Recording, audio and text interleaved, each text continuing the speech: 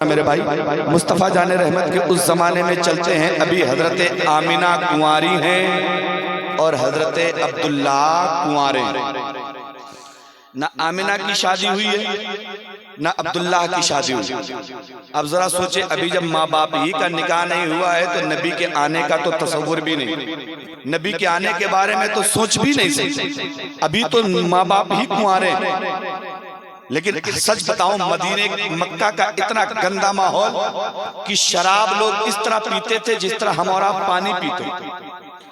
जुआ इतना लोग खेलते थे कि जुए में अपनी बीवी तक हार जाते थे। इतना गंदा माहौल था मक्के का। और जिना से जितने ज्यादा बच्चे जो पैदा करता था ना, वो इतना सीना तान के चलता था कि मेरे जिना से इतने बच्चे। जितने औरतों से उसके गलत संबंध रहते थे, वो सीना तान के लोगों से कहता था कि मैं तो इतनी औरतों को रखता हूँ। इतना गंदा माहौल था अरब का। इतने गंदे माहौल में हजरत आमिना की पारसाई का आलम यह था ना, किसी गैर मर्द ने आमिना के चेहरे को आज तक देखा नहीं है, किसी गैर मर्द ने आमिना को छुआ तक नहीं है, किसी गैर मर्द ने आमिना को बेपर्दा देखा नहीं है। ना आमिना के हुस्न का जवाब है, ना आमिना की सूरत का जवाब है, ना आमिना की सीरत का जवाब है। वही हाल है अब्दुल्ला का। इतने गंदे माहौल में अब्दुल्ला ने किसी लड़की की तरफ नजर उठा के नहीं देखा, अब्दुल्ला ने कभी शराब को हाथ नहीं लगाया, अब्दुल्ला ने कभी जुए के अड्डे पे जाके वक्त बर्बाद नहीं किया, अब्दुल्ला ने कभी गैरों के सामने वादा खिलाफी नहीं करी है, अब्दुल्ला ने कभी किसी को धोखा नहीं दिया है।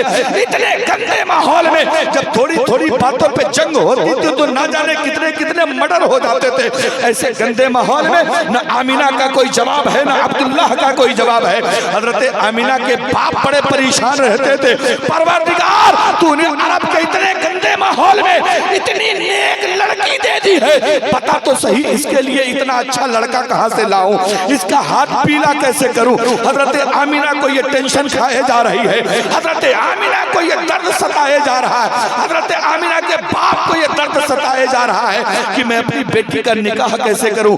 इधर मक्के में ये बात मशहूर हो गई, आखिरी नबी पैदा होगा मक्के की धरती पे होगा, आखिरी नबी होगा अब्दुल्ला के वसीले से होगा, आखिरी नबी पैदा होगा बनी हाशिम कबीले में होगा, आखिरी नबी पैदा होगा, आखिरी नबी पैदा होगा अब्दुल मुत्तलिब के घराने में पैदा होगा। इधर यहूदियों ने प्लान बनाया, आखिरी नबी आएगा यहूदियत का खात्मा हो जाएगा, आखिरी नबी आएगा मजहब इस्लाम का बोलबाला हो जाएगा। इसलिए यहूदियों ने प्लान बनाया, एक काम करो आखिरी नबी को यहूदियों में पैदा करवा लो ताकि हमारा दीन हमारा मजहब कयामत तक के लिए अमर हो जाए। यहूदियों ने प्लान बनाया आखिरी नबी का जन्म यहूदियों में करा लो, और इधर रब प्लान बना रहा है कि मुस्तफा को मुसलमानों को अता फरमाओ। अब जरा आओ सिस्टम देखो, यहूदियों ने एक प्लान बनाया। क्या प्लान बनाया? एक बड़ी खूबसूरत लड़की को हजरत अब्दुल्ला के पीछे लगा दो। अब्दुल्ला जवान है, दिल है उनके पास, खूबसूरत लड़की जाए उनको अपने हुस्न का लालच दे, अपने बदन का ऑफर करे, हजरत अब्दुल्ला से ज़िना करवा ले ताकि उनकी पेशानी में जो नबी का नूर है ना, वो नूर एक यहूदी लड़की के पेट में आ जाएगा और वो फिर 9 महीने के बाद वही बच्चा यहूदियों में जन्म ले लेगा तो वो नबी हो जाएगा। ये प्लान बनाया यहूदियों ने। लेकिन जरा रब की हिकमत देखें। अब हजरत अब्दुल्ला की आदत ये थी, रोजाना वो शिकार खेलने के लिए जंगलों को जाते थे। शिकार के लिए हजरत अब्दुल्ला निकले, लड़की सज धज के रास्ते में खड़ी है।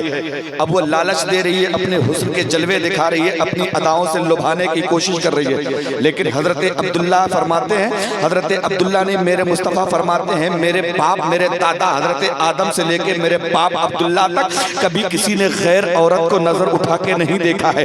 कभी मेरा नूर कभी गैर लोगों के गलत लोगों के कब्जे में गया ही नहीं। मेरा नूर का ट्रांसफर कभी गलत मर्दों में गलत औरतों में हुआ ही नहीं है। अब वो औरत खड़ी है, हजरत अब्दुल्ला को हुस्न का लालच दे रही है, लेकिन हजरत अब्दुल्ला ने नजर उठा के भी नहीं देखा। घोड़ा दौड़ाया, किनारे से निकल के बाहर चले गए, जंगलों में पहुंच गए। दूसरे दिन फिर आके खड़ी हो गई है, फिर हुस्न का लालच दे रही है, लेकिन मेरे नबी के बाप ने तवज्जो नहीं फरमाई, निकल के चले गए। तीसरे दिन फिर वो आके रास्ते में खड़ी है कि किसी तरह अब्दुल्ला को अपनी मोहब्बत के जाल में फंसा ले, लेकिन हजरत अब्दुल्ला ने तवज्जो नहीं दी, निकल के जंगलों की तरफ चले गए। अब यहूदियों को ये लगने लगा कि ये तो मामला बिगड़ रहा है, ये तो मामला बड़ा खराब हो रहा है, हजरत अब्दुल्ला लड़की के जाल में नहीं आ रहे हैं। इसलिए यहूदियों ने प्लान बनाया, चलो आज जब अब्दुल्ला जंगल में शिकार करने के लिए पहुंचेंगे, उसी जंगल में ले चल के हजरत अब्दुल्ला को कत्ल कर दिया जाए।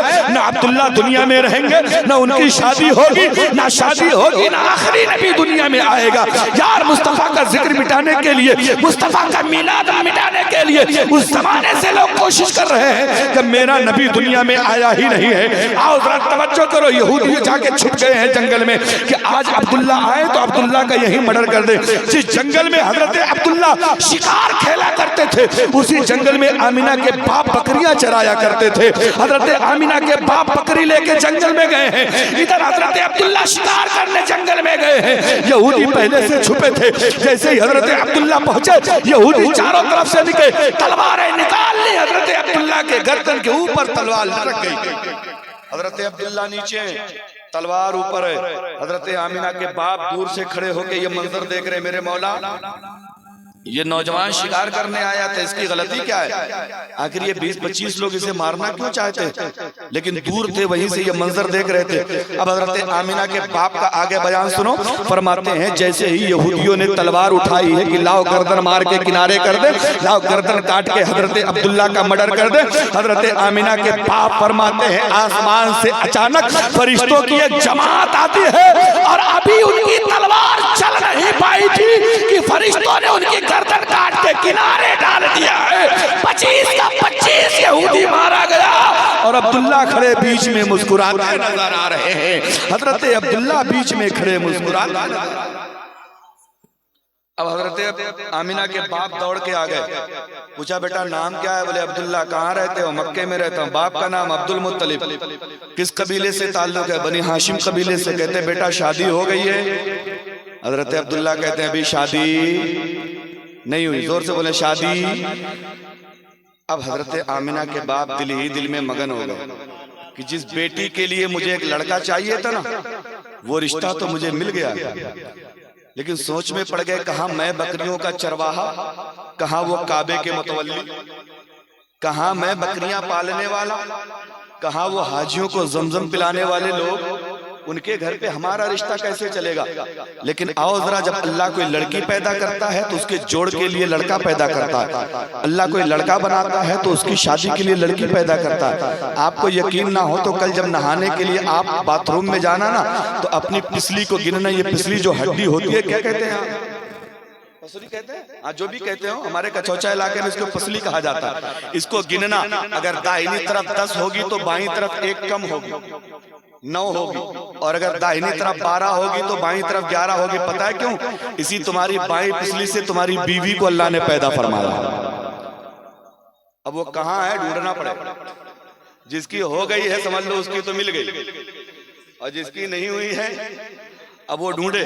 और हाँ, मैं मजाक की बात नहीं कर रहा हूँ, सच्ची बात बता रहा हूँ। इसी पिछली से अल्लाह ने हमारी आपकी बीवियों को पैदा किया। अब जिसकी शादी जिससे हो जा रही है, समझ लो यही है जो पसली से पहले एक पसली चुरा के लेके गई। आज वो आई है घर में। अच्छा एक बात बताओ, पसली थोड़ी सी हल्की टेढ़ी होती है ना, हल्का सा करब होता है नहीं होता? इसका मतलब समझे? कुछ नहीं समझे? समझा दे मेरा भाई। इसका मतलब यह है कि औरतों का अल्लाह ने फितरतन टेढ़ा बनाया है। समझ रहे हो नहीं?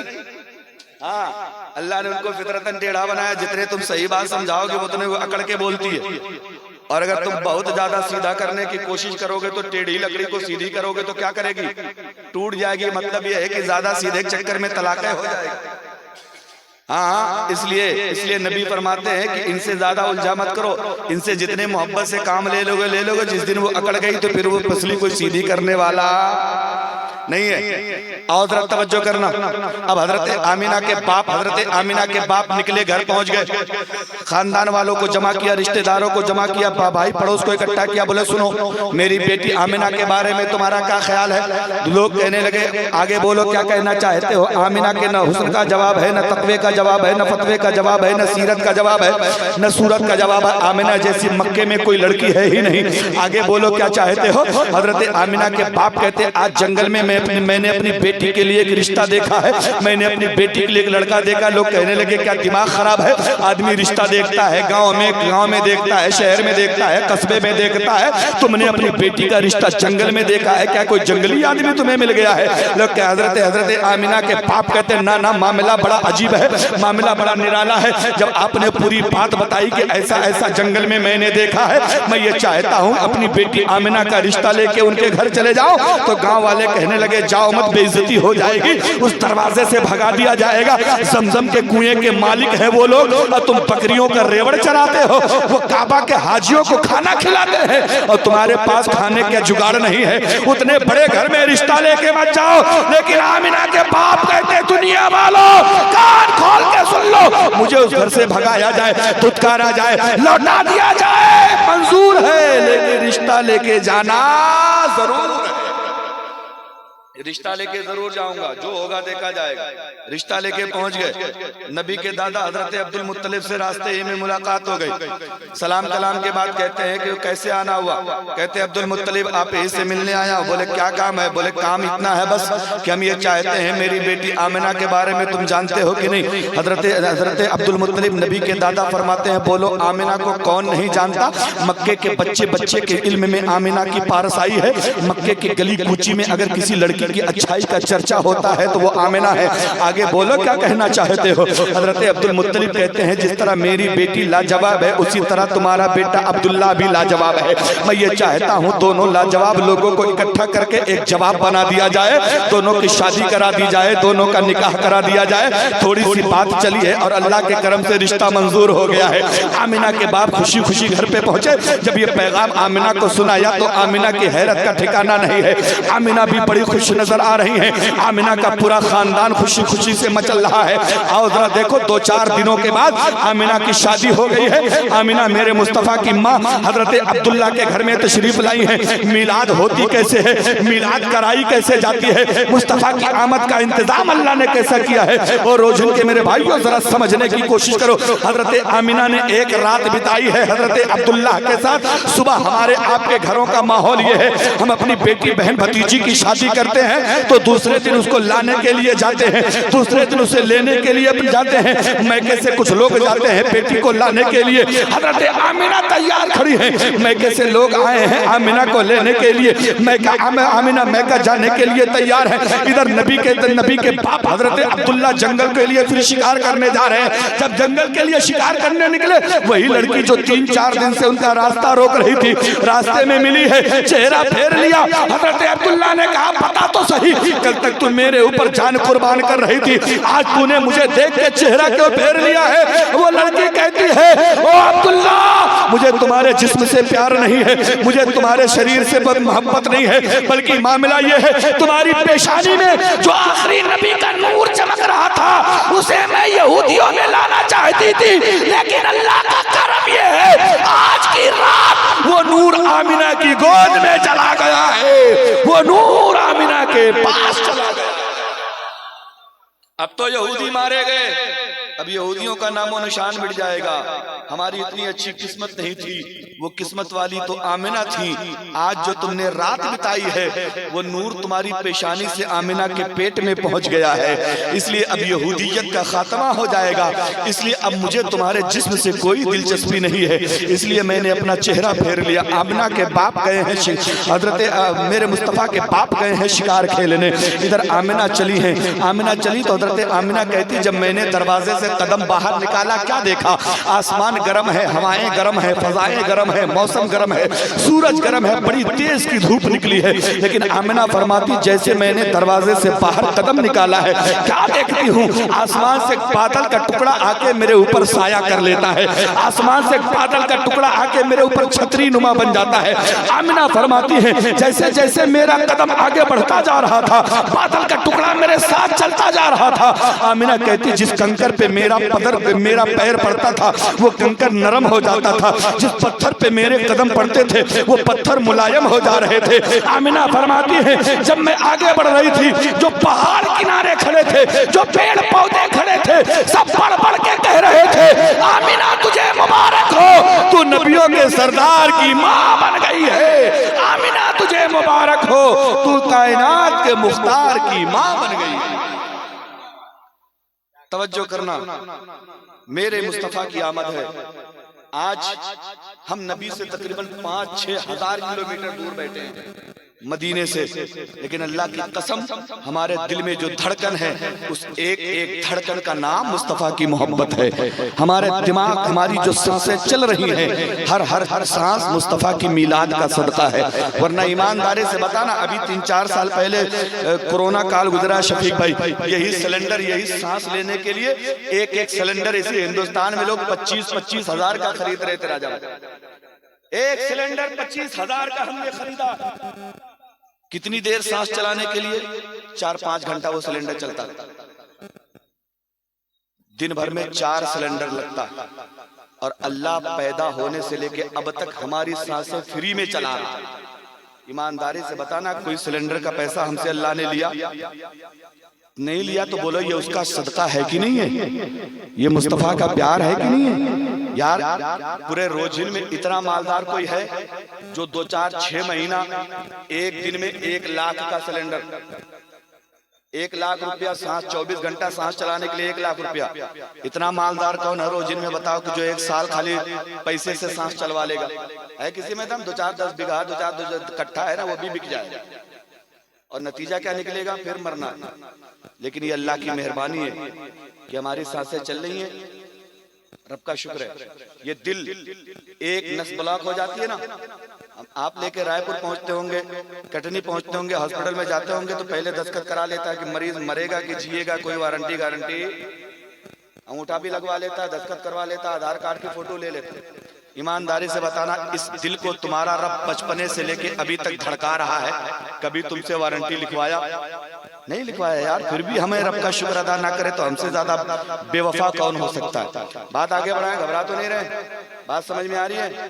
मैं बताऊं, मैं हंसाने उसाने वाली आदत मुझे है नहीं, मुझे लतीफे आते नहीं। मैं सच बताऊं, अभी भी साहब, मेरा बेटा 10 साल का है ना, वो मुझसे कहता अब्बा किस्सा सुनाओ, तो अब्बा को खुद आए तब तो सुनाए, मुझे खुद ही कहानियां नहीं आती। तो मैं उसको हजरत गौसे आजम के बचपने वाले वाकयात सुनाता हूँ, बचपने वाले वाकयात सुनाता हूँ। और उसको एक चीज बड़ी पसंद है, मैं उसको एक वाकया सुनाता हूँ, बेटा किसी भी हाल में रहो, बस इतना सोचना, अल्लाह जो करता है अच्छा करता। तो कभी कभी फोन करता मुझे, अब्बा वो सुनाओ जरा, अल्लाह जो करता अच्छा करता। मैंने कहा अच्छा, तुझे इतना पसंद है, जरा सुने, अल्लाह जो करता है वो अच्छा करता है। ये बारिश हुई ना, कमेटी वालों का थोड़ा सा दिल टूटा होगा, लेकिन अल्लाह जो करता है, जोर से बोलो, अल्लाह जो करता है अच्छा करता। जनरेटर नहीं लाए हो, अगर हवा तेज चल गई, लाइट कट जाएगी, तो कहना पड़ेगा अल्लाह जो करता है। नहीं सुने, एक बादशाह था, बादशाह, उसके यहाँ एक बड़ा ईमानदार वजीर था, मंत्री कह ले आप। तो उस मंत्री की आदत ये थी, बड़ा नेक था, पारसा था, कोई भी बात बनती थी, बिगड़ती थी, अच्छी बुरी, हर जगह कहता था अल्लाह जो करता है। एक दिन बादशाह की उंगली कट गई। बादशाह तो बादशाह, पागल होते थे, आधा सिर्री। बादशाह की उंगली कट गई, मंत्री को पता चला, तो मंत्री मुस्कुरा के कहने लगा अल्लाह जो करता है। अब वो बिगड़ गया, बोले बेवकूफ, हमारी मंत्रालय खा रहा है, हम ही ने वजीर बनाया है, हमारी उंगली कटी और कह रहा है अल्लाह जो करता है अच्छा करता है, हटाओ। तुरंत उसका इस्तीफा भगा दिया। अब जब उसका इस्तीफा हुआ ना, वो महल छोड़ के जाने लगा, तो जाते जाते भी कह गया अल्लाह जो करता है अच्छा करता है, चला गया। 2-4 साल 6 साल का जमाना गुजरा।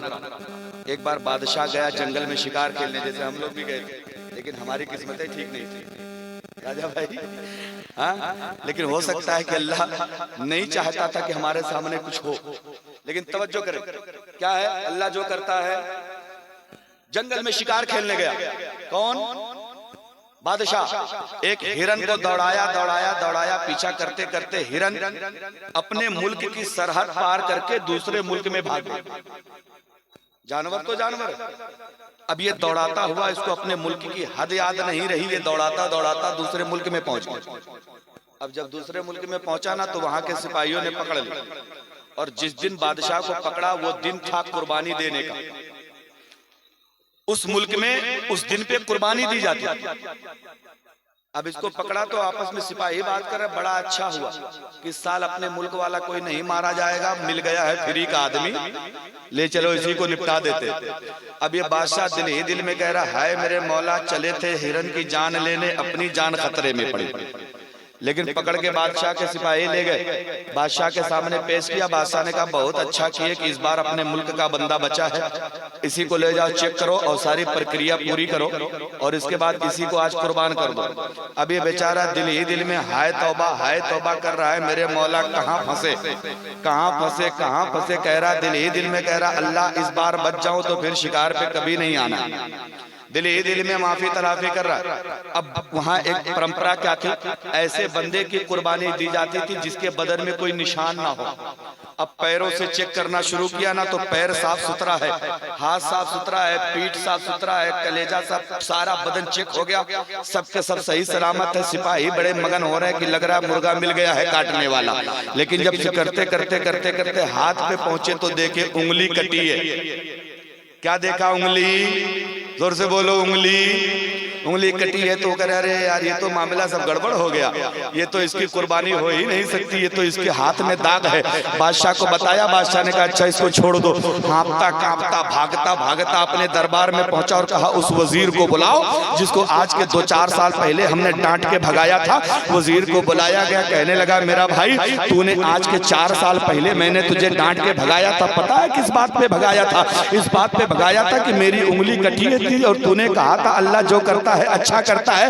अल्लाह की कसम अगर तब उंगली नहीं कटी होती तो आज तो गर्दन ही कट गई होती। इसलिए फिर वो वजीर कहता है अल्लाह जो करता है अच्छा करता है। अच्छा करता नहीं करता, कोई दिक्कत तो नहीं है। बात आगे बढ़ाएं, सुनेंगे। 5-7 लोग कह रहे हैं सुनेंगे। इनको ले चलिए वहाँ क्या नाम है क़यामगाह पे जहाँ हम लोग बैठे, वहीं बैठा के उनको सुना देते। सबको परेशान करने की क्या जरूरत है? और अगर सबको सुनना है तो मोहब्बत से मुस्कुराइए और जोर से कह दीजिए सुभान अल्लाह। देखो मुस्कुराना मुस्तफ़ा की सुन्नत है।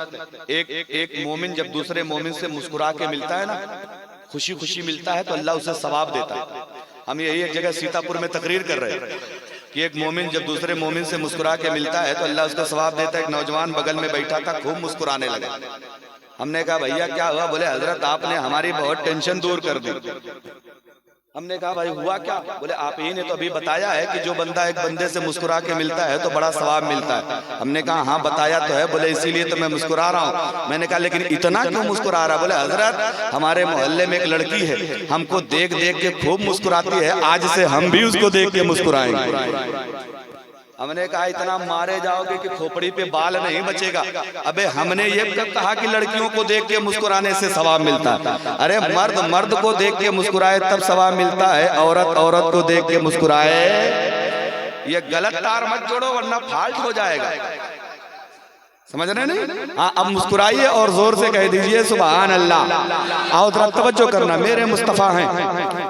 हजरत आमिना ने बाहर कदम निकाला तो फरमाती आसमान से बादल का टुकड़ा आया और हमें साया कर लिया।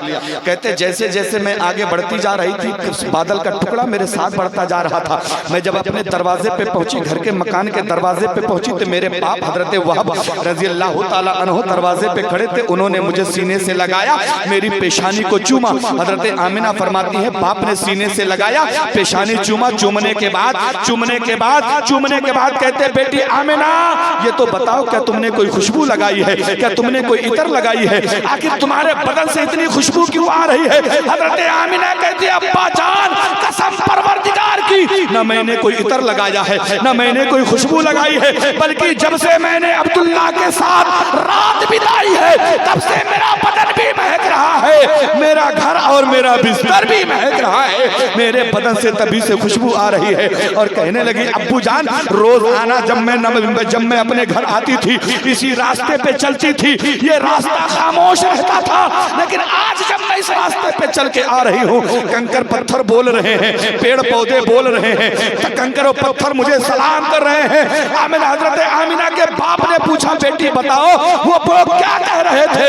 हजरत आमिना कहती है अबू कंकर पत्थर कह रहे थे अस्सलातु वस्सलामु अलैका या रसूल अल्लाह, अस्सलातु वस्सलामु अलैका या हबीब अल्लाह। हजरत आमिना ने हजरत आमिना को दोबारा सीने से लगाया है और कहते बेटी आमिना, जिस नबी के आने का पूरी दुनिया इंतजार कर रही थी वो नबी तेरी गोद में आ चुका है, वो नबी तेरी गोद में आ चुका है। मेरे मुस्तफा की आमद है। सोच के देखा अल्लाह ने कितना अच्छा इंतजाम किया है। फिर भी जमाने वाले कहते हैं मिलाद मनाना हराम है, फातिहा करना हराम है। ऐसे लोगों के लिए एक छोटा सा टेबलेट देना, भैया हलालियों के लिए हलाल है, हरामियों के लिए। अब तुम जानो तुम्हारा काम जाने, हम हलाली लोग हैं, हमारे लिए नबी की मिलाद हलाल है। और तुम कौन हो, तुम्हें हम कहने की जरूरत नहीं, हम अपनी जबान क्यों खराब कर लें। तुम जानो खुदा का अच्छा एक बात तो देखें हबीबी साहब, यार जिस नबी का कलमा पढ़ते हैं, कलमा पढ़ने वाले कलमा लाने वाले को कहते हैं इनकी मिलाद न मनाओ। बेवकूफी तो देखो, जिस बाप की वजह से हम दुनिया में आए, अगर उस बाप का एहसान ना माने तो ये फर्मा बरदार बेटा तो वो हो नहीं सकता। तो जिस नबी का हम कलमा पढ़ते हैं उस नबी की मिलाद ना मनाएं। अभी देखो इन देवबंदियों को, कावड़ियों का वो चल रहा था ना ग्रुप, केले खिला रहे थे, शरबत पिला रहे थे। ऐसे जाहिल बदतमीज जो कावड़ियों को केला खिला सकते वो नबी के जुलूस को गलत बताते। इसीलिए कहता हूँ खुदा जब दीन लेता है तो अकलें छीन लेता है। ये बेवकूफ या आधा पागल होते, समझ रहे। बात आगे बढ़ाएं, अभी नबी दुनिया में आए नहीं है, पौना घंटा हो गया। अब सोच लो चले या खत्म करें, आगे बढ़ाएं। घबरा तो नहीं रहे, शर्मा तो नहीं रहे। हाँ फहीम भाई की आज गाड़ी मिस हो तो एक हुई है तो दूसरी भी हो जाए, कौन दिक्कत की बात है। कल फिर एक प्रोग्राम यही करेंगे, नजराना आज का भी ले लिया जाएगा, कल वाला भी ले लिया जाएगा, डबल डबल हो जाएगा। जोर से कह दो सुभान अल्लाह। कुछ लोग सोच में पड़ गए हजरत जल्दी खत्म कर ले, चलो हम छोड़ाई, वरना डबल नजराने का जुगाड़ नहीं है। लेकिन मोहब्बत बस थोड़ी देर और मुलाहिजा फरमाए। मुस्तफा की तशरीफ, मेरे नबी अपनी माँ के पेट में 1 महीने के हो गए। कितने दिन के? 1 महीने। हजरत आदम आए, कहने लगे आमिना तुझे मुबारक हो, तो नबियों के सरदार की माँ बन गई। दूसरा महीना गुजरा, हजरत नूह आए, आमिना तुम्हें मुबारक हो, कायनात के मुख्तार की माँ बन गई। एक महीना गुजरता जा रहा है, नबी मुबारकबाद देते जा रहे हैं। मेरे मुस्तफा अपनी माँ के पेट में 6 महीने बाप का इंतकाल हो, बाप दुनिया से चले गए। लोगों ने ये कहना शुरू कर दिया आने वाला बच्चा तो यतीम हो गया। लेकिन रब की रहमत ये कह रही है पैदा तो यतीम हो रहा है, लेकिन दुनिया के यतीमों का सहारा बन के आ रहा है, पूरी दुनिया के यतीमों का पालनहार बन के आ रहा है। अब जरा तवज्जो करना, मेरे नबी अपने माँ के पेट में आहिस्ता आहिस्ता 9 महीने के हो गए।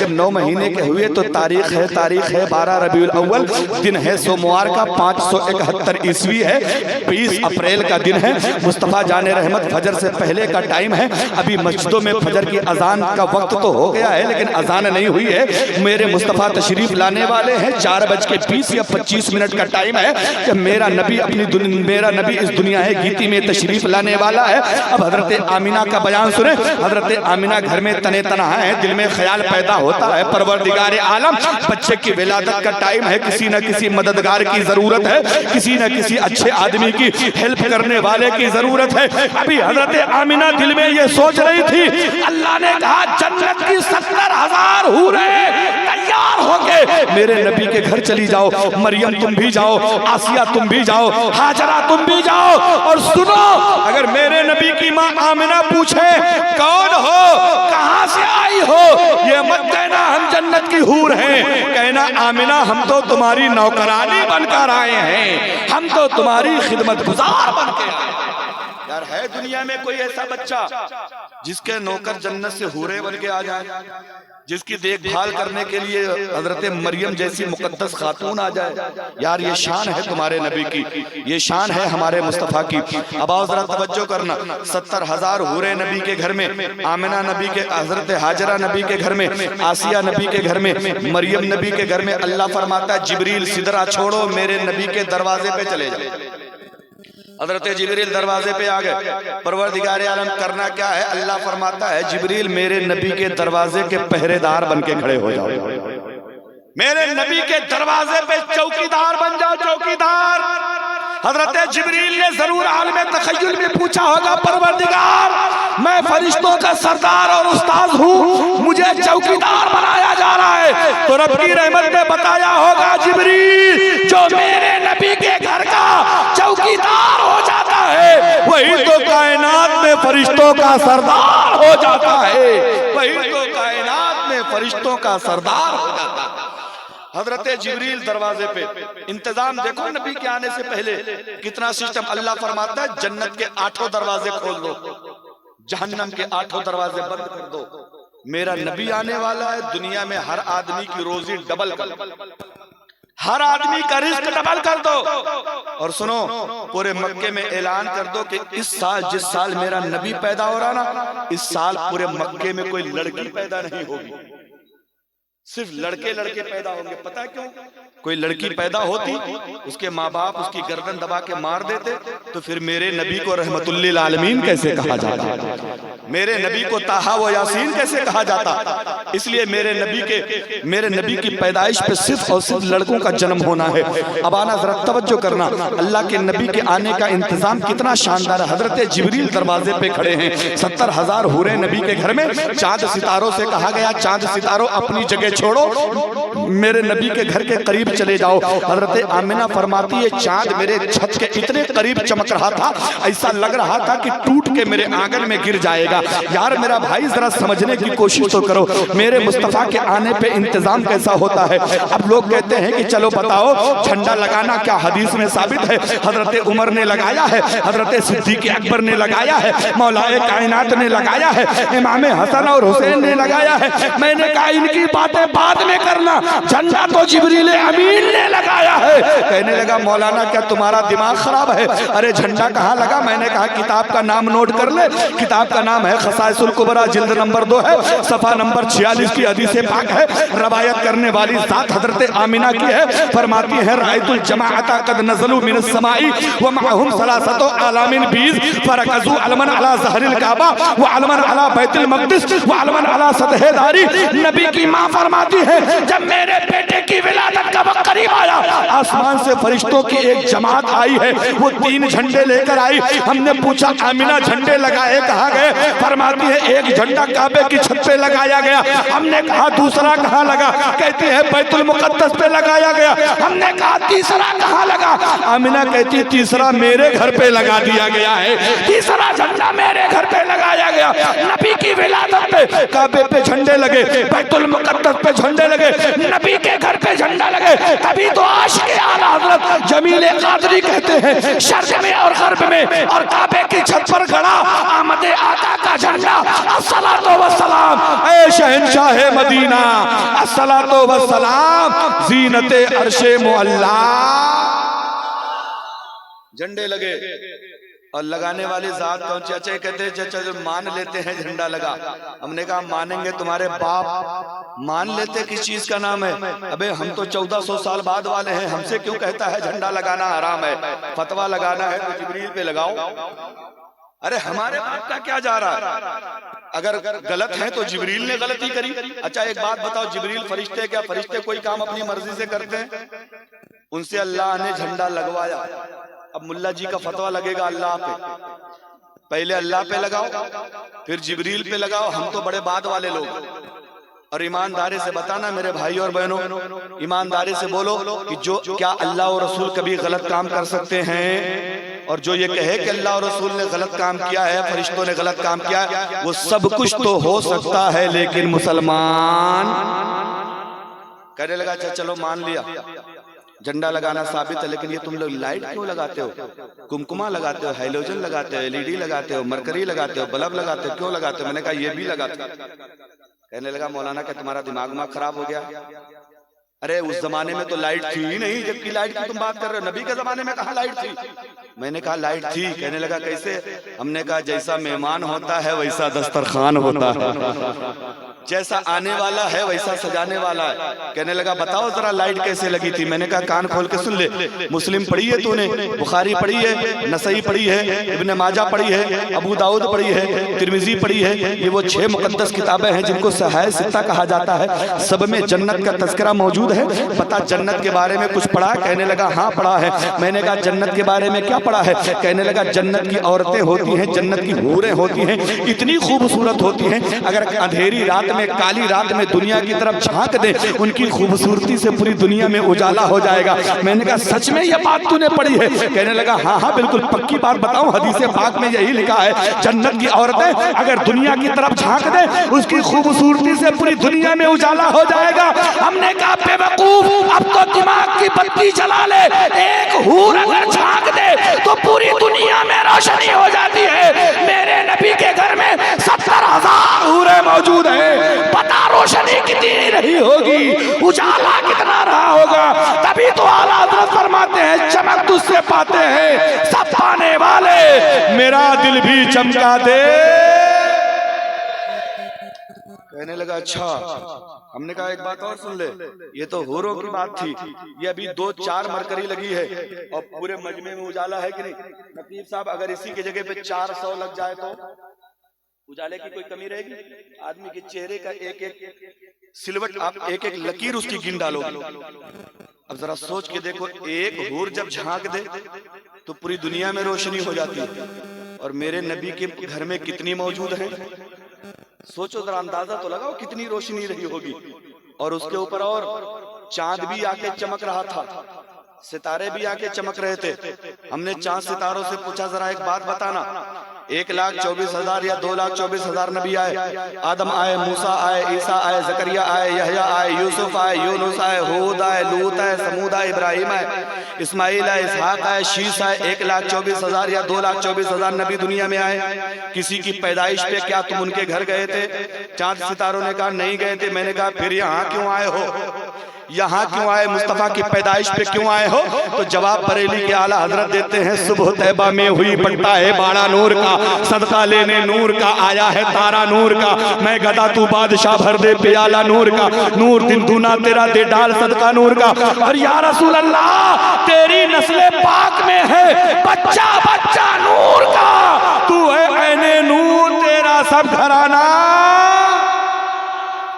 आला हज़रत फरमाते हैं अल्लाह ने कहा था चांद सितारों जाओ मेरे नबी के दर से भीख ले लो, भीख एक बार पा जाओगे कयामत तक चमक में कोई फर्क पड़ने वाला। तभी तो हम सुन्नी कहते हैं चमक तुझसे पाते हैं मेरा दिल भी चमका दे, बरसता नहीं देख कर अबरे रहमत बदों पर भी बरसा दे, बरसाने वाला। अब थोड़ी सी तवज्जो, और अभी मेरे नबी आए नहीं है, ये इंतजाम आने से पहले का। सोचो जब 1.25 घंटा हो सकता है आने से पहले, तो आने के बाद तो अभी नबी की उम्र कितनी है? तवज्जो है ना? बात आगे बढ़ाए थोड़ी सी, कोई टेंशन तो नहीं है, कोई घबराहट नहीं। अब जरा तवज्जो करना, हजरत जिब्रील दरवाजे पे खड़े। अब हजरत आमिना बच्चे के सबसे ज्यादा करीब पैदाइश के वक्त कौन होता है? उसकी माँ।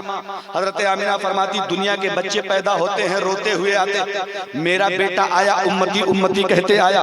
दुनिया के बच्चे पैदा होते नाफ कटी हुई नहीं होती, मेरे नबी आए नाफ काट के भेजे गए। दुनिया के बच्चे पैदा होते खतना करके नहीं आते, मेरे मुस्तफा आए खतना करके भेजे गए। दुनिया के बच्चे पैदा होते बदन पे गंदगी लगी रहती है, मेरे मुस्तफा आए तो बदन खुशबू से महक रहा था। हमने पूछा परवरदिगारे आलम जरा बता तो सही, आखिर तूने अपने नबी को खतना करके क्यों भेजा है, नाफ काट के क्यों भेजा है, साफ सुथरा बना के क्यों भेजा है? अल्लाह की रहमत जवाब देती है दुनिया वालों तुम्हें मालूम नहीं है, दुनिया में अगर कोई किसी के ऊपर मेहरबानी करता है उसका उस बंदे पर एहसान हो जाता है, अगर कोई किसी पे रहमदिली करता है उसका उस बंदे पर एहसान हो जाता है। मेरा नबी अगर खतना करके ना पैदा होता, कोई बंदा मेरे नबी की खतना करता उसका मेरे नबी पर एहसान हो जाता। मेरा नबी अगर नाफ काट के ना आता, कोई औरत मेरे नबी की नाफ काटती उसका मेरे नबी पर एहसान हो जाता। और दुनिया वालों कान खोल के सुन लो, मेरा नबी एहसान लेने नहीं पूरी दुनिया पर एहसान करने के लिए आ रहा है, पूरी दुनिया पर एहसान करने के लिए। अब सुने जरा, बस चंद मिनट की गुफ्तगू और है, घबरा तो नहीं रहना, कोई टेंशन। सबसे ज्यादा घबराहट इनको है शायर साहब को, इसलिए है कि गाड़ी उनकी छूटेगी लेकिन नहीं छूटेगी, छूटेगी नहीं, गाड़ी नहीं छूटेगी हजरत। यहाँ इतनी 4 व्हीलर गाड़ियां हैं ना, एक नहीं 2-2 3-3 से खिंचवा के पहुंचवा दिया जाए। अभी रास्ते में जब हम आ रहे थे, शायद साहब कह रहे थे या अल्लाह इस रास्ते में कोई बीमार पड़ जाए तो जब तक चदिया पहुंचो तब तक रास्ते में पढ़ना पड़ेगा इन्ना लिल्लाहि व इन्ना इलैहि राजिऊन। हाँ रास्ता इसी तो है। लेकिन एक बात बताऊं, मुस्तफा फरमाते हैं रास्तों को चौड़ा रखना ये ईमान की निशानी है। आप लोगों ही के खेत है यहाँ से वहां तक, रास्ता बनेगा तो खेत का थोड़ा हिस्सा तो जाएगा तो किसान तिल मिलाएगा। हाँ इसीलिए रास्ता बन नहीं पा रहा। दिल थोड़ा सा बड़ा करो, रास्ता चौड़ा रखो, रास्ता साफ रखना। मुस्तफा जाने रहमत फरमाते हैं ईमान के 70 हिस्से हैं, उनमें से सबसे छोटा वाला हिस्सा यह है इमाततुल अज़ा अनित तरीक, रास्ते से तकलीफ देने वाली चीजों को हटा देना, ये ईमान का हिस्सा। फ्रांस में एक बुढ़ा ठोकर लग के गिरा, मर गया। रास्ते से जा रहा था, ईंट पड़ी थी, ठोकर लगी, गिर के मर गया। लोग इकट्ठा हो गए, मर गया। एक अंग्रेज आया, बूढ़ा था, वो कहने लगा भाई ये मरा तो ये तो बताओ मरा कैसे? तो लोगों ने कहा कि इस रास्ते में एक पत्थर पड़ा था, उससे ठोकर लगी, गिर के मर गया। पता उस अंग्रेज ने क्या कहा था? ऐसा लगता है कि इस रास्ते से 2-3 दिनों से कोई मुसलमान नहीं गुजरा था, अगर मुसलमान गुजरा होता तो पत्थर उठा के किनारे कर देता, इसको चोट न लगती और इसका इंतकाल ना हो। ये हमारी शान है मेरे भाई। इसलिए रास्ते पे जाए हाथ दो, हाथ जमीन जाने दो, ये सोच के दे देना रास्ते में जमीन। हो सकता है इसी रास्ते से कोई आलिम गुजरे, आलिम के गुजरने की बरकत से अल्लाह तुम्हारी कब्र में बरकतें अता फरमा देगा। आलिम के गुजरने की बरकत से अल्लाह तुम्हारी कब्र में आसानी पैदा फरमाएगा। इसलिए रोकना मत, रास्ता बन जाने दो। आज रास्ता बन जाएगा, कल तुम्हारे लिए आसानियां पैदा हो जाएगी। लेकिन एक आदमी कह रहा था हजरत 2 नंबरी काम करने में बड़ा मजा आता है, जब तक पुलिस आती है तब तक हम लोग इधर उधर हो जाते हैं। हर चीज का कोई ना कोई मामला है, हर चीज का कोई ना कोई लॉजिक है। लेकिन देखिए गलत काम करना, ऐसा काम जो कानूनन जुर्म हो, हालांकि मैंने भी थोड़ा सा किया था लेकिन नहीं करना चाहिए। जरा मोहब्बत से एक बार जोर से कह दीजिए सुभान अल्लाह। थोड़ी सी बात और आगे बढ़ाए। नबी दुनिया में तशरीफ ले आए, एक नौकरानी अंदर थी ना, दौड़ के बाहर निकली, जाके नबी के दादा को बताया। क्या कहा? आपके बेटे अब्दुल्ला के घर में बच्चा आया। नबी के दादा खाने काबा का चक्कर लगा रहे, चक्कर छोड़ा, दौड़ के घर की तरफ भागे और दरवाजे में घुसना ही चाहते थे तो दरवाजे पे कौन खड़ा है? हजरत जिब्रील। जोर से बोलो कौन खड़ा है? हजरत जिब्रील। रोक दिया, कहाँ चले? अब्दुल मुत्तलिब। हजरत अब्दुल मुत्तलिब कहते घर मेरा, बहू मेरी, बेटा मेरा, पोता मेरा, तुम रोकने वाले कौन हो?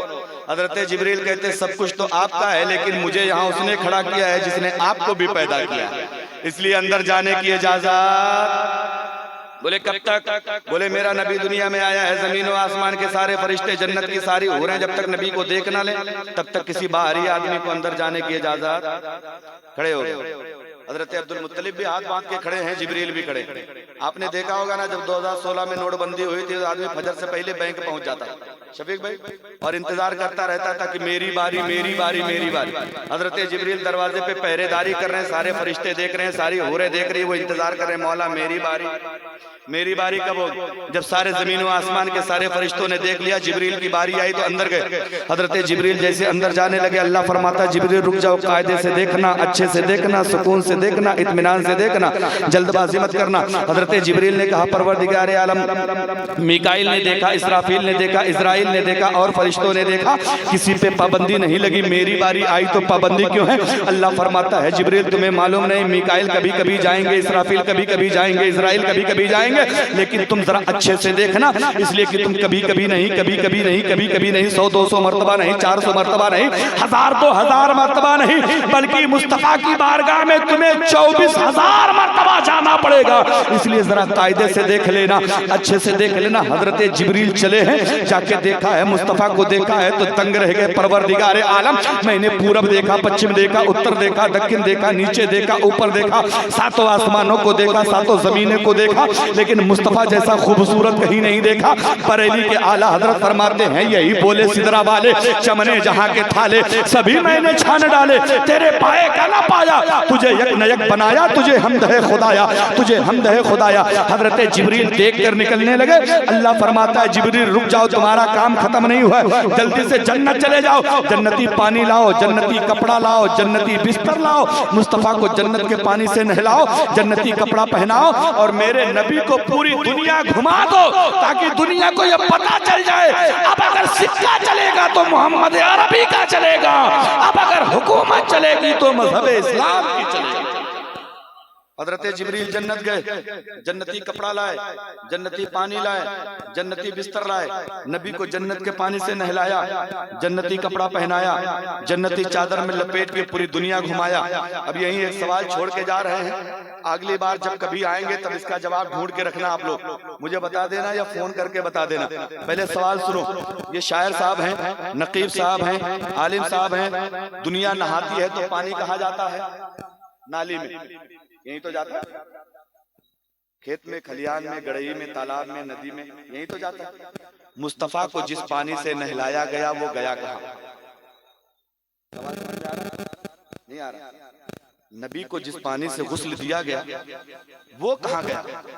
आप कहेंगे हजरत वो भी कहीं इधर उधर बह गया होगा। मैं कहूंगा मोहतरम वो जन्नती पानी है, वो अगर चला जाएगा इधर उधर तो जन्नती पानी की बेदबी हो जाएगी। वो पानी गया कहाँ? उधार करने की आदत नहीं है, तुरंत तत्काल में जवाब सुन लीजिए, जरा मोहब्बत से कह दीजिए सुभान अल्लाह। सुने वो पानी गया कहाँ? जब नबी का गुस्ल मुकम्मल हो गया, हजरत जिब्रील को हुक्म हुआ था जिब्रील जन्नत से एक प्लेट लाओ, वो सारा पानी मुस्तफा का जन्नत की प्लेट में रोक लो। जब जन्नत की प्लेट में वो पानी रोका गया, गुस्ल मुकम्मल हुआ तो जिब्रील ने पूछा परवरदिगार इसका करे क्या? अल्लाह फरमाता कुछ करने की जरूरत नहीं है, इस पानी को लेकर जन्नत में चले जाओ, जन्नत की दीवारों पे, जन्नत के मेहराबों पे, जन्नत के दरवाजे पे, जन्नत के महलों पे, कोने कोने में ये पानी छिड़क दो ताकि जन्नत मेरे नबी के कदमों को पाके खुशबूदार हो जाएगी, जन्नत मेरे नबी के कदमों की बरकत से खुशबूदार हो जाएगी। पता चला आज जो जन्नत अपने हुस्न पे नाज कर रही है मेरे मुस्तफा के कदमों का धोवन पा गई है, मेरे मुस्तफा के कदमों की बरकत पा गई। तभी तो आला हजरत फरमाते हैं बच्चा जो तलवे का उनके धोवन बना वो जन्नत का रंगो रोगन, जिन्होंने दूल्हा की पाई उतरन वो फूल गुलजार नूर के थे, वो जन्नत में सजाने के काम आया। अब छोटी सी बात सुने, इतना करने के बाद हजरत जिब्रील निकले, दरवाजे पे इंतजार कौन कर रहा है? भूल गए। नबी के दादा कौन इंतजार कर रहा है? नबी के दादा हजरत अब्दुल मुत्तलिब। जिब्रील निकले, अब वो अंदर गए। वो अंदर गए ना तो जाके देखा कि बेटा बड़ा खूबसूरत, लेकिन साथ में आंखों से आंसू बरस पड़े। क्यों? ये पोता तो आया है लेकिन जिसकी वजह से आया है वो बेटा दुनिया में नहीं है। और जिस तरह मुस्तफा जाने रहमत के जैसा कोई हसीनो जमील दुनिया में नहीं था, नहीं है, इसी तरह मेरे नबी के बाप अपने 10 भाइयों में सबसे खूबसूरत थे और सबसे अच्छे थे, सबसे नेक और पाक और साफ थे। अब हजरत अब्दुल मुत्तलिब ने आंखें भरकर उनको उठाया, सीने से लगाया। दुनिया आती है, बेटे लेके जाते हैं, ना जाने कहां कहां जाते हैं, लेकिन मेरे नबी पैदा हुए तो नबी के दादा ने उठाया, लेके कहां चले गए? खाने काबा। खाने काबा लेके गए, खाने काबा की तरफ गए। अब हजरत अब्दुल मुत्तलिब का बयान सुनो, कहते हैं मैं जब अपने बच्चे को लेके काबा की तरफ जा रहा था ना, मैं ये नहीं समझ पा रहा था मैं काबे की तरफ जा रहा हूँ या काबा मेरी तरफ आ रहा है।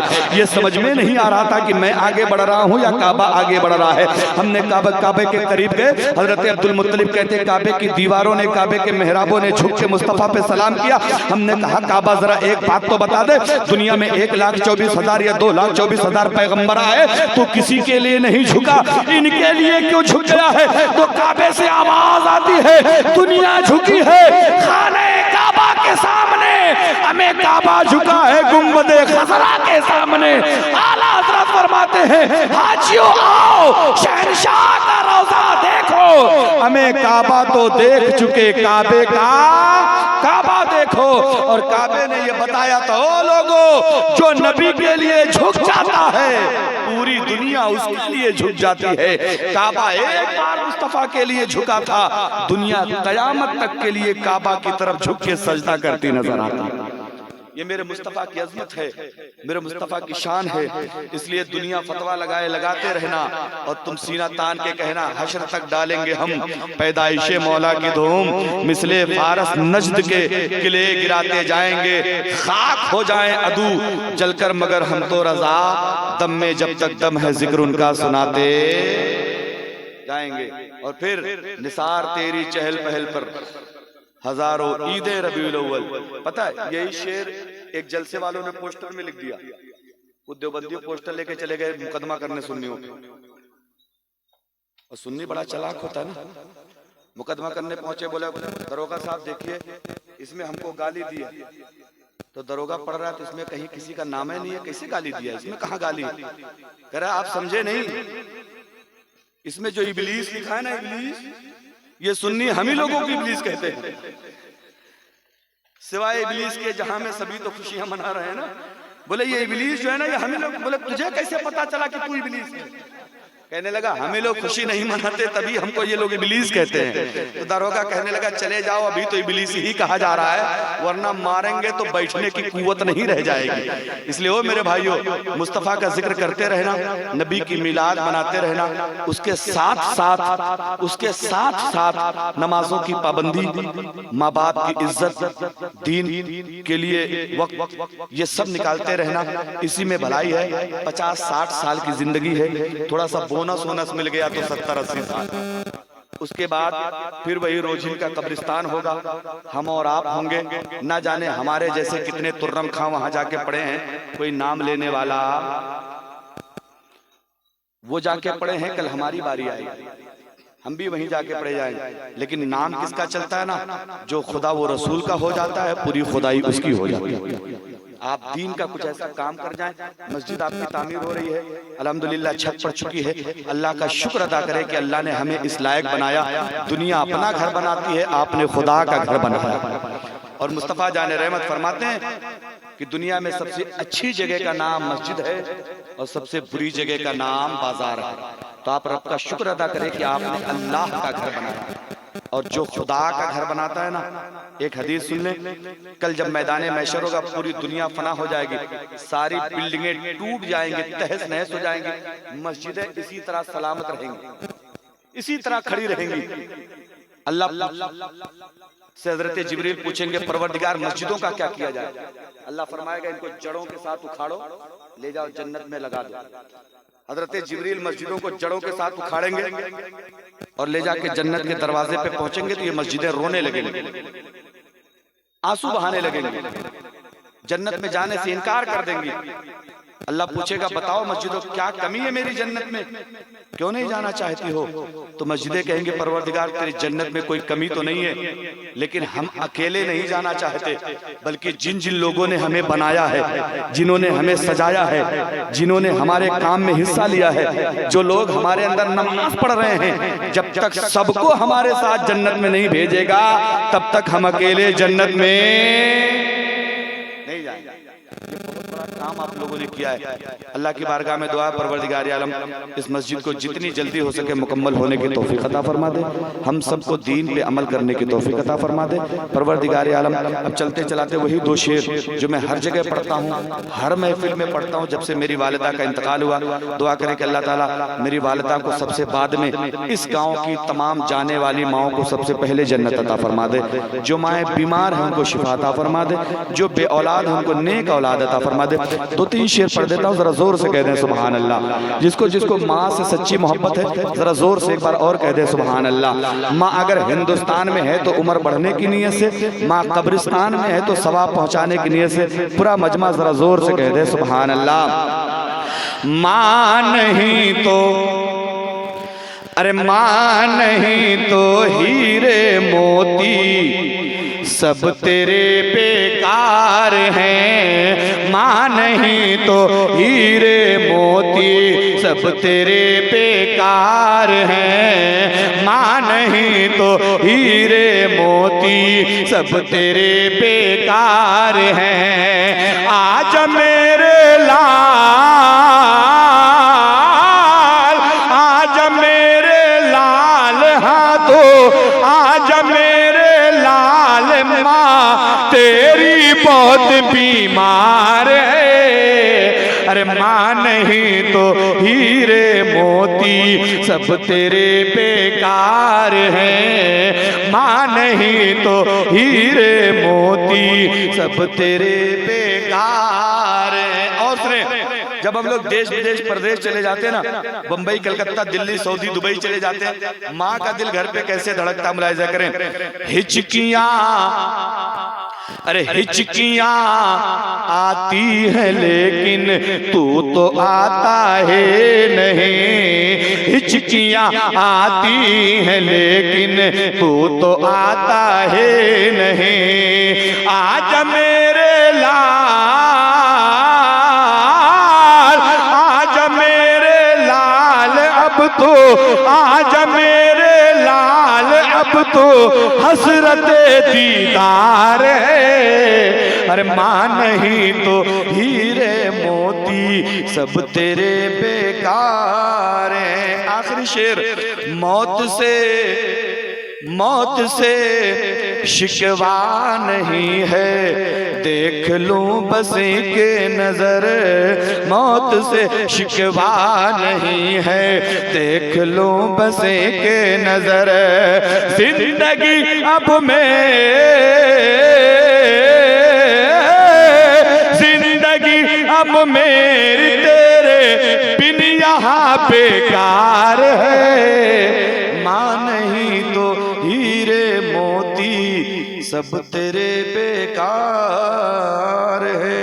परवरदिगार आलम, मेरे इस नाते पाक का सवाब, आपकी तस्बीहों का सवाब दुनिया की सबसे अच्छी माँ हजरत आमिना और हजरत फातिमा की बारगाह में पेश करता हूँ, कबूल फरमा ले। इन मुकद्दस माओं के सदके में पूरी दुनिया की तमाम सुन्नी माओं की रूहों को पेश करता हूँ, कबूल फरमा ले। खुसूसियत के साथ मैं गुनहगार अपनी माँ और अपनी बहन की रूह को पेश करता हूँ, कबूल फरमा ले। इस गाँव से जितनी माएँ ईमान के साथ चली गई हैं, सबको करवट करवट जन्नत अता फरमा दे। जो माएँ बीमार हैं उनको शिफा अता फरमा दे। एक जरूरी बात ये सुन ले, मैंने सुना है कि कुछ लोग रोजिन में गैरों के साथ, देवबंदियों के साथ, वहाबियों के साथ थोड़ा सा ताल्लुकात बढ़ाने में लग चुके हैं। कुछ लोग, नाम पता है लेकिन नाम नहीं बता रहा हूं मैं। एक काम करे मेरे भाई, जो खुदा का दुश्मन, जो मुस्तफ़ा का दुश्मन, जो वलियों का दुश्मन हो, वो कभी हमारा दोस्त नहीं हो सकता। क्या मुंह दिखाओगे मुस्तफ़ा को जाके जब वो पूछेंगे, बता जो मुझे बुरा भला कहता था तो वो उसको तुमने दोस्त बनाया। एक छोटी सी हदीस सुना दूं। हजरते उस्मान गनी, एक बंदा उनको बहुत बुरा भला कहता था। जो बंदा उस्मान गनी को बुरा कहता था, उसी के पास एक नबी का चाहने वाला जाके बैठता था, खाली बैठता था। जब उस नबी के चाहने वाले की मौत का वक्त करीब आया ना, तो उसका दम नहीं निकल रहा, उसकी जान निकल नहीं रही। किसी ने नबी को जाके खबर कर दी, या रसूल अल्लाह, ये बंदा मरने के करीब है लेकिन इसकी रूह निकल नहीं रही है। तो नबी जब वहां गए तो उससे जब बात करने लगे तो बातें बड़ी अच्छी कर रहा है, लेकिन जब उससे कह रहे कि कलमा पढ़ लो, तो कलमा उसकी जबान पे आ नहीं रहा। नबी ने पूछा बात क्या है? तो बातें कर लेता है लेकिन कलमा नहीं पढ़ पा रहा। कहने लगा, या रसूल अल्लाह, दो फरिश्ते मेरे दाएं बाएं तलवार लेके खड़े हैं और मैं जैसी कलमा पढ़ने की कोशिश करता हूं तो कहते हैं जो मेरे उस्मान का दुश्मन है उसको हम कभी मौत इसकी ईमान पे आने ही नहीं देंगे। तो जरा सोच के देखना, जो उस्मान का दुश्मन हो उसकी मौत ईमान पे नहीं आ सकती, तो जो नबी का दुश्मन बन जाए उसकी मौत ईमान पे कैसे आ सकती है? इसलिए मेरे भाइयों, उनसे दूरी बना के रखो, न उनसे शादी ब्याह करो, न रिश्तेदारियां करो, न उनकी मैयत में जाओ, न उनको देखने जाओ, न उनको अपने यहाँ बुलाओ। उनसे कह दो तुझे तेरा दीन मुबारक हो और हमें हमारा दीन मुबारक हो। जोर से कलमा पढ़ लो, ला इलाहा इल्लल्लाह मुहम्मदुर रसूलुल्लाह सल्लल्लाहु तआला अलैहि वसल्लम। खड़े हो जाए, सलातो सलाम।